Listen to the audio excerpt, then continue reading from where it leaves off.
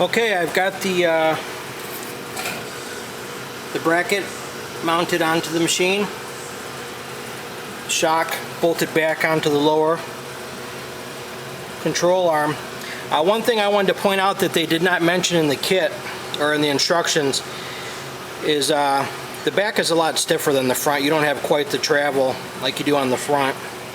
And in order for me to get this shock back in here, because the spring is so stiff, by pushing down on this I could not get enough clearance. What I ended up doing was disconnecting the sway bar end link right here. 14 millimeter on both sides, hold that, and this will pop out of this sway bar, which then allows this to pivot down further and allows you to get the shock back in there much easier. I mean, it was done by hand. I didn't have to use any special tools or anything.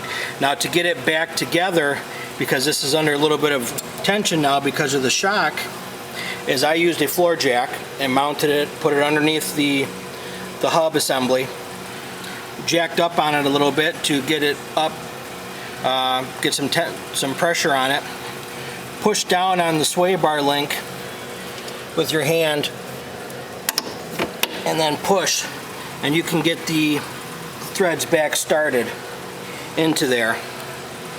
And then what I did is once you get that started in there, get your nut, put it back on there.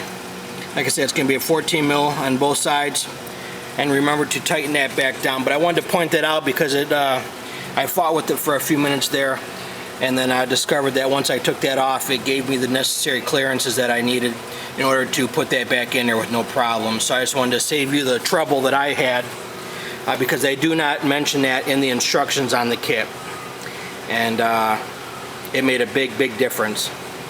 So what I'm going to do is tighten this all back up, and then I'm going to show you what one side looks like with the kit installed versus what the stock side looks like. And then at that point I'm going to throw it back together, and I'm going to show you what it looks like with the new lift kit on it. So see you in a few minutes.